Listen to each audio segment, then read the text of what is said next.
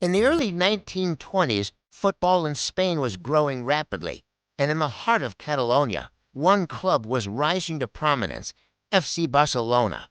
But the years that followed would test the club like never before. In 1923, Spain fell under the military dictatorship of Miguel Primo de Rivera. Catalan identity, language, and culture were heavily suppressed. And because FC Barcelona had become closely tied to Catalan pride, the club soon found itself under the watchful eye of the authorities. Then came a moment that would change the club's relationship with the Spanish government forever. In 1925, at Barcelona's stadium, Camp de les Corts, thousands of fans gathered for a match. Before kickoff, a visiting British naval band played the Spanish national anthem. What happened next shocked the regime. The crowd booed the anthem. Moments later, they cheered loudly for the British anthem, to the dictatorship. There was an act of rebellion. The response was swift and harsh. The stadium was closed for 6 months, and the club's founder and president, Joan Gamper, was forced to resign and leave Spain for Barcelona supporters. The message was clear. Their club was no longer just about football. It had become a symbol of Catalan resistance. Yet on the pitch, Barcelona continued to fight. In 1929, Spanish football entered a new era with the creation of the National League, La Liga. And when the first season ended, it was FC Barcelona who stood at the top, becoming the first champions in Spanish league history. Stars like Josep Samadia, one of the most brilliant attacking players of the era, thrilled the crowds with their skill and creativity. But behind the scenes, darker times were approaching. In 1930, tragedy struck when the club's founder, Joan Gamper, died after struggling with severe financial and personal difficulties. His death left a deep scar on the club he had built from nothing. Only a few years later, Spain plunged into chaos.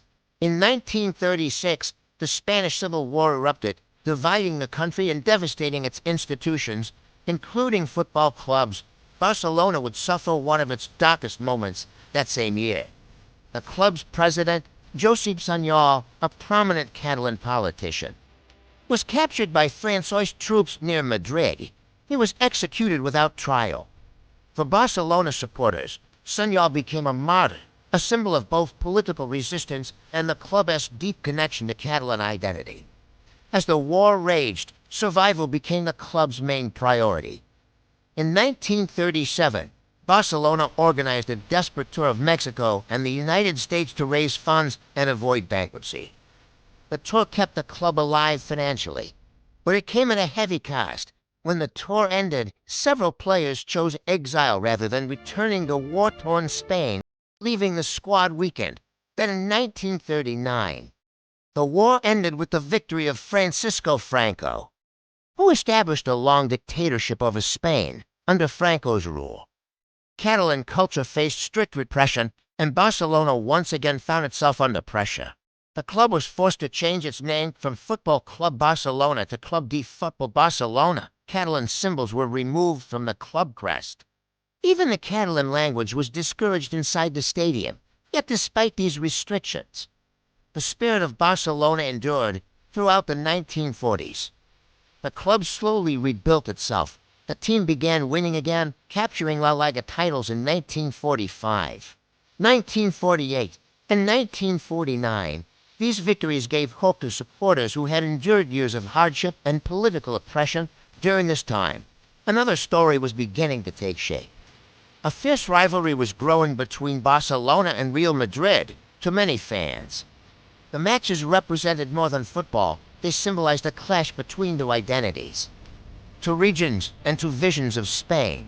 By the end of the 1940s, Barcelona had survived dictatorship, war, political repression, and financial crisis. But something extraordinary was about to happen.